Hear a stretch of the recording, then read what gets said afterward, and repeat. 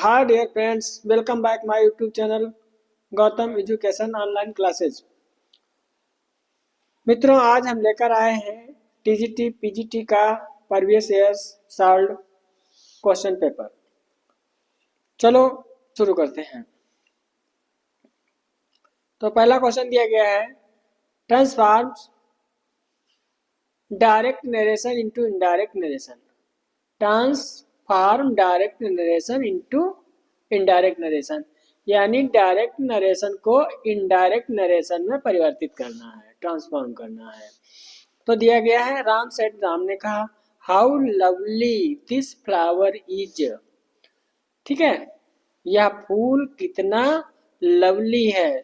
तो इसमें दिया गया है, यहाँ पे अपोस्ट्रोफी मार्क ऑफ एक्सक्लेमेशन लगा है, तो सेंटेंस है एक्सक्लेमेटरी।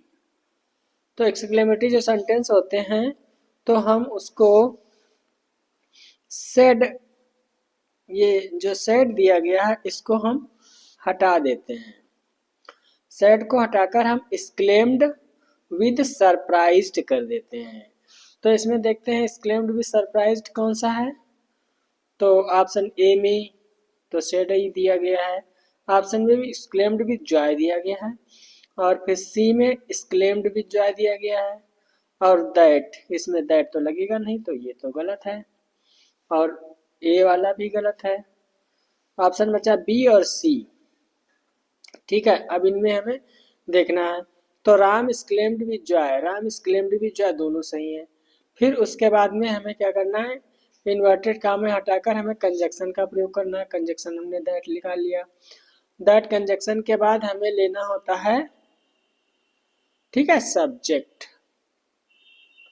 क्या लेना है, that was a lovely flower, और इसमें दिया that A lovely flower was, और तो ये तो भाई हो गया गलत। हमने दैट को यहाँ पे सब्जेक्ट बना लिया। That was a lovely flower, केवल सुंदर फूल था। तो ऑप्शन बी सही है, B. Ram exclaimed with joy that was a lovely flower. Next, the line they also serve who only stand and wait occurs in which of the following poems। अब ये line जो है पूछी जा रही हैं कि किस पोइम से ली गई हैं। तो ऑप्शन ए में दिया गया true love by Shakespeare, Shakespeare के ट्रू लव से। तो दूसरा दिया गया on his blindness by Milton, Milton के ऑन हिज ब्लाइंडनेस से। ऑप्शन सी में दिया गया डोफोडिल्स बाय वर्ड्सवर्थ, वर्ड्सवर्थ के डोफोडिल से। फिर ऑप्शन डी में दिया गया और to the Grecian urn by John Keats, John Keats के ग्रेसियन अर्न से। तो अब यहाँ पे दिया गया दे आल्सो सर्व, वो भी सेवा करते हैं, हु ओनली स्टैंड, जो खड़े हुए हैं, एंड वेट, प्रतीक्षा कर रहे हैं, यानी जो खड़े हुए हैं और प्रतीक्षा करते हैं अपने नंबर आने का, वो भी भगवान की सेवा करते हैं। तो ये लाइन ली गई है on his blindness by Milton, option B सही है। ठीक है, ये सोनेट 19 के नाम से भी जानी जाती है, ऑन हिज ब्लाइंडनेस। मिल्टन ने इसे कंपोज किया था। So the right answer of this question is option B. Next है, who refers William Wordsworth as an ever enduring man. किसने विलियम वर्ड्सवर्थ को एन एवर इंड्यूरिंग मैन कहा था। Option A Doctor Johnson ने, option B John Keats ने, option C De Quincey ने, option D S T Coleridge ने। The right answer of this question is option D, S T Coleridge ने। S T कॉलिंज का full नाम है Samuel Tyler कॉलिंज। ठीक है, इन्होंने विलियम वर्ड्सवर्थ को एवर इंड्यूरिंग मैन कहा था, और कहाँ कहा था, अपनी एक पोइम में टू विलियम वर्ड्सवर्थ। इनकी पोइम है जिसका नाम है टू विलियम वर्ड्सवर्थ, उसमें इन्होंने विलियम वर्ड्सवर्थ को एवर इंड्यूरिंग मैन कहा था। So the right answer of this question is option D. Next question, Mark the part with the error. Read the four option as the part of given sentence. यानी mark the part of the error, जो गलत है उस पे आपको mark करना है। चारों ऑप्शन को पढ़िए, ठीक है। देखते हैं। It was Meera who, option B में दिया suggested that you be at the entrance to welcome each delegate on their tribals arrival. इसमें कौन सा मार्क पूछा जा रहा है? Mark the part of error, गलत पर मार्क करना है। तो मार्क गलत क्या है इसमें, एरर क्या है? D, on their arrival. ठीक है। अब ऐसा क्यों हुआ? देयर अराइवल गलत क्यों है? क्योंकि यहाँ पर सब्जेक्ट जो दिया गया वो सिंगुलर है, और यहाँ पर जो प्रोनाउन देयर लिया गया, देयर, उनका अराइवल, उनका आगमन, तो ये सिंगुलर होना चाहिए था। यहाँ पर क्या होना चाहिए? हर होना चाहिए या हिज होना चाहिए। So the right answer of this question is option D. Next है, what is rhyme scheme of Petrarchan sonnet? Petrarchan sonnet की राइम स्कीम क्या है, ये बताना है। तो A B B A C D, फिर ऑप्शन बी में दिया गया A B C D, A B C D, option C में सी डी ए बी ए, और ए बी सी डी। अब इसमें पेटार्कन सोनेट का हमें देखना है कि राइमिंग स्कीम क्या है। तो पेटार्कन सोनेट की राइम स्कीम ऑप्शन ए सही है, ऑप्शन ए, यानी A B B A C D, यानी एक्टिव एंड सस्टेड में डिवाइड होती है। तो एक्टिव क्या है? ए बी ए और ए बी ए, और सस्टेड क्या है? C D. So the right answer of this question is option ए।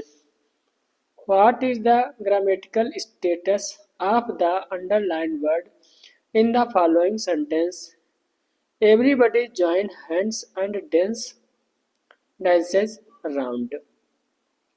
अब यहाँ पे लाइन खींच दी गई राउंड के नीचे।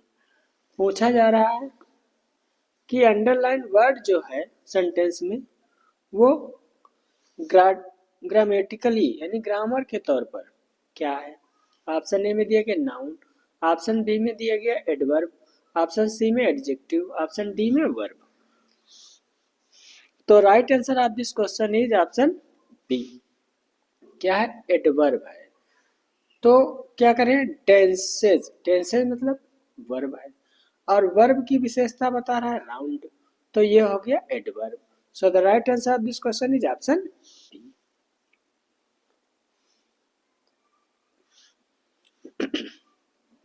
नेक्स्ट क्वेश्चन है, which of the following statement about lyric form of poetry is not true? अब ये चार ऑप्शन दिए गए हैं, इनमें से पूछा जा रहा है कि लिरिक का फॉर्म कौन सा नहीं है, सत्य नहीं है।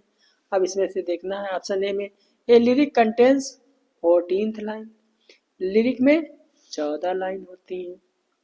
फिर दिया गया it usually express the feeling and thought of single speaker, तो ये वाला तो सही लग रहा है, ये तो सही है। दूसरा है the Greek identified the lyric as a song rendered to the accompaniment of lyre, ये भी सही है।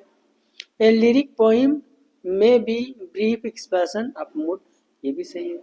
सो द राइट आंसर आप बचा कौन सा? ए लिरिक कंटेन्स 14th लाइन, कि लिरिक में 14 लाइन होती है, सोनेट में 14 लाइन होती है, लिरिक में नहीं। सो the right answer of this question is option ए होगा, ऑप्शन ए होगा। तो इसका ऑप्शन ये हो जाएगा, a lyric contains 14th line.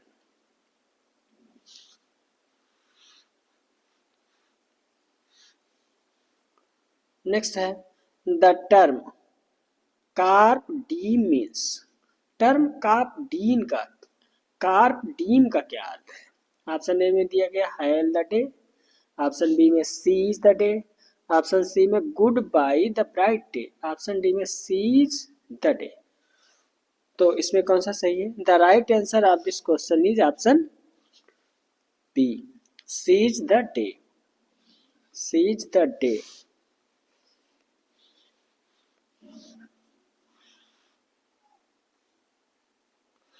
Which of the following statement is not correct about the biography? Biography के संबंध में कौन सा स्टेटमेंट करेक्ट नहीं है? ऑप्शन ए में दिया गया it is the history of particular man's. तो इसमें दिया गया है it is the history of particular man's. तो पूछा जा रहा है कि कौन सा नॉट करेक्ट, कौन सा करेक्ट नहीं है? तो ये तो करेक्ट लग रहा। The name biography now connotes a relatively full account of particular person's life। ये भी सही है। It involves the attempt to set forth character, temperament and milieu as well as subject activities and experience। तो ये भी सही है। The biography is later day genre and will find biographic in 20th century only। तो ये वाला जो है ये सही नहीं है, ये सही नहीं है, ऑप्शन डी सही नहीं है। So the right answer of this question is option D, option D सही होगा, क्योंकि ये बायोग्राफी का स्टेटमेंट करेक्ट नहीं है। नेक्स्ट क्वेश्चन है which of the following statements is correct with the reference of essay? Essay के संदर्भ में कौन सा स्टेटमेंट करेक्ट है? अब करेक्ट बताना है। The essay differ from a treatise of dissertation in its back of pretension to be a systematic and complete exposition। तो कौन सा करेक्ट है? तो ये तो भाई करेक्ट नहीं है तो ये तो कट जाएगा। ऑप्शन बी में दिया गया an essay primarily discusses it's subject in non technical fashion. ये भी सही नहीं है। The essay discusses its subject a liberal use of such devices as anecdotes, striking illustration, humor to argument its appeal। ये भी सही नहीं है। अब लास्ट में दिया गया the formal essay is relatively personal. Formal essay जो क्या होते हैं? पर्सनल होते हैं, संबंध वाले होते हैं। So the right answer of this question is option D।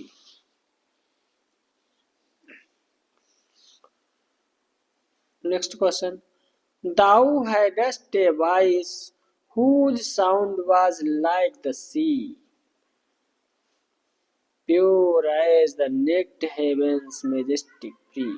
The above lines are taken। ये उपयुक्त जो लाइनें दी गई हैं कहाँ से ली गई हैं, ये पूछा जा रहा है। तो ऑप्शन में दिया गया जॉन गॉल्सवर्थी। नहीं भाई, जॉन गॉल्सवर्थी से लाइनें नहीं ली गई हैं। फिर दिया गया विलियम शेक्सपियर। विलियम शेक्सपियर नहीं।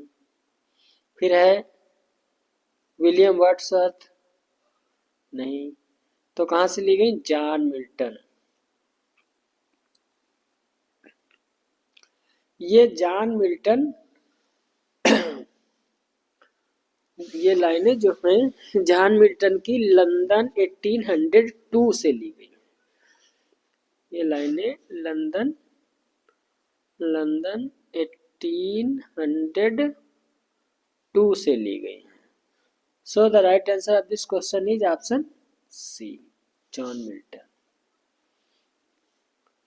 नेक्स्ट है choose one word from the option which describe the phrase most accurately murder of a brother। भाई का हत्यारा। अब चूज करना है कि मीनिंग क्या है। कौन सा एक वन वर्ड है जो पूरे का अर्थ बताता है? तो इसमें दिया गया है homicide, infanticide, fratricide, sororicide. The right answer of this question is option C, fratricide. Fratricide means होता है भाई की हत्या करने वाला। The correct spelling is, option A B C D दिया गया है, इसमें से चूज करना है कि कौन सी स्पेलिंग करेक्ट है। तो इसमें स्पेलिंग कंसोनेंटल, कंसोनेंटल ये स्पेलिंग सही है। So the right answer of this question is option A. Next है करेक्ट स्पेलिंग, इसमें भी करेक्ट स्पेलिंग चूज करना है। तो इसमें करेक्ट स्पेलिंग है जेनेकोलॉजिस्ट, ऑप्शन डी सही है। So the right answer of this question is option D. Next है which of the following is not major characteristic of ballet. Ballet का मुख्य चित्रण क्या नहीं है, ये पूछ रहा है। It tells a story often with A musical accompaniment, पूछ रहा कौन सा नहीं है? तो ये तो है, ऑप्शन ए तो है it usually deals with single episode, तो यह संभवतः विशेषकर सिंगल एपिसोड के रूप में डील होती है, सही है। फिर है the story is told through dialogue and action, या स्टोरी जो डायलॉग और एक्शन से कही जाती है, तो ये भी सही है। It is comic in nature, या नेचर में कॉमिक होती है, ये सही नहीं है। और जो सही नहीं है वही पूछा जा रहा है, इज नॉट मेजर कैरेक्टर की, जो सही नहीं उसी को चूज करना। So the right answer of this question is option C. Next है transform the following sentence into exclamatory sentence, यानी जो सेंटेंस दिया गया है उसको एक्सक्लेमेटरी सेंटेंस में बदलना है। This story is very beautifully told, तो इसमें कौन सा सही जाएगा? ऑप्शन ए में दिया गया this story is narrated beautifully, तो ये तो गलत है, ठीक है। फिर the story is communicated A gracefully, तो ये भी नहीं सही है। फिर है how graceful the writer is in telling this story, ये भी सही नहीं है।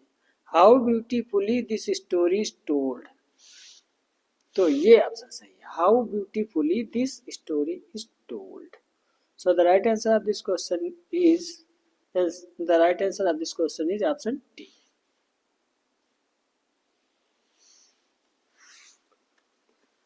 नेक्स्ट क्वेश्चन है Jack Barthwick is a character in, Jack Barthwick character है कहाँ, किस प्ले से हैं? The man of property, option B Jocelyn, option C the Island Pharisees, option D silver box. The right answer of this question is option D, silver box में Jack Barthwick है। It is a 3 act comedy, या 3 act की comedy है। Which of the following statement is correct about autobiography, autobiography के संबंध में कौन सा करेक्ट है, कौन सा स्टेटमेंट करेक्ट है? चलो देखते हैं। It is written by great author on the life of fellow author, autobiography, तो इसमें कह रहा है कि ग्रेट अथर, ठीक, लिखता कौन है? फेलो अथर के द्वारा, so it is not correct, तो ये तो सही नहीं है। It is written by a scholar on the life of fellow scholar, क्योंकि ये भी एक स्कॉलर के फेलो स्कॉलर का द्वारा लिखना, ये भी तो सही नहीं है। इट इज ए मेमोयर, तो ये मेमोयर भी नहीं होती है, तो ये भी गलत है। The first fully developed autobiography is also the most influential, The Confessional of Saint Augustine, written in 4th century। तो ये सही है, क्योंकि 4th सेंचुरी में सेंट अगस्टाइन द्वारा लिखी गई। ये सबसे उपयुक्त ऑप्शन है option T. So the right answer of this question is option T. फिर next question, find out correct sentence.